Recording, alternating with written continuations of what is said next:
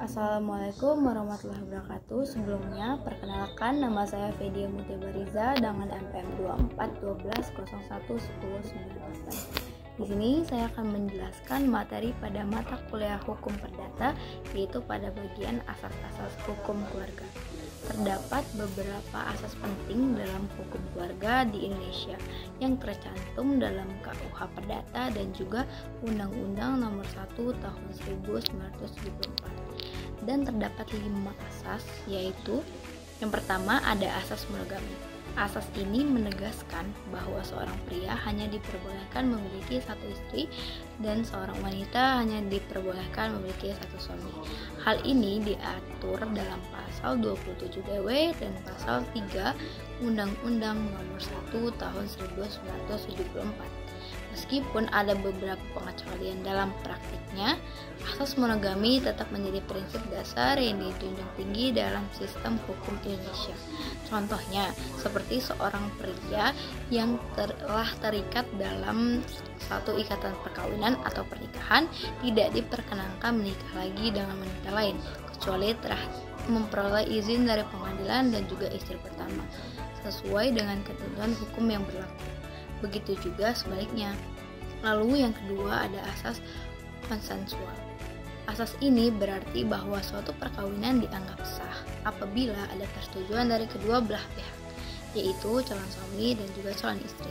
Ini tercantum dalam pasal 28 KUH Perdata dan pasal 6 Undang-Undang Nomor 1 Tahun 1974. Dengan kata lain, tidak boleh ada pemaksaan dalam pernikahan. Persetujuan atau konsensus menjadi syarat utama. Contohnya, apabila salah satu pihak suami atau istri tidak mempersetujui pernikahan tersebut tidak boleh dilakukan atau dibatalkan. Lalu, yang selanjutnya ada asas persatuan bulat. Asas ini menyatakan bahwa setelah menikah, suami dan istri dianggap bersatu dalam harta kekayaan. Artinya, semua harta yang diperoleh selama pernikahan menjadi milik bersama.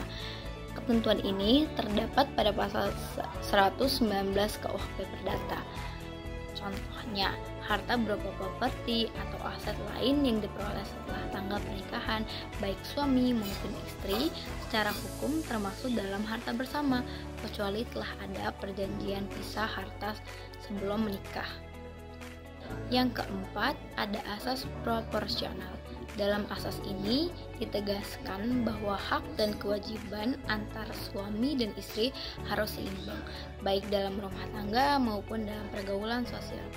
Ini diatur dalam pasal 31 Undang-Undang Nomor 1 Tahun 1974 dan menjadi landasan penting untuk menciptakan keluarga yang adil dan harmonis. Contohnya, dalam pengambilan keputusan terkait pendidikan anak, pengolahan ekonomi rumah, dan juga kehidupan sosial, suami dan istri memiliki kedudukan yang setara dan saling melengkapi. Yang terakhir ada asas tak dapat dibagi-bagi.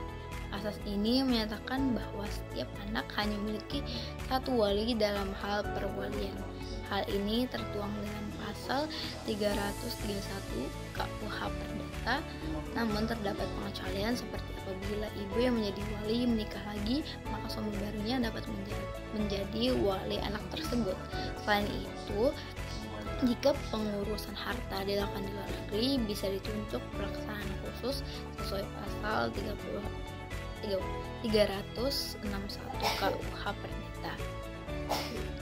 Contohnya, dalam hal orang tua anak telah meninggal dunia dan perwalian jatuh kepada salah satu kerabat, maka hanya satu orang wali yang ditetapkan secara hukum, kecuali terdapat keadaan tertentu yang diatur secara khusus seperti pernikahan ulang wali atau kebutuhan perwalian internasional. Asas-asas dalam hukum keluarga ini penting untuk dijadikan pedoman dalam pelaksanaan penegakan hukum, terutama soal perkawinan. Banyak masyarakat yang belum memahami asas hukum keluarga, sehingga muncul kasus perkawinan di bawah umur yang berujung pada perceraian. Hal ini berdampak pada anak-anak yang kurang terurus. Maka asas hukum keluarga perlu diasosiasikan agar angka perceraian menurun. Sekian penjelasan dari saya. Terima kasih.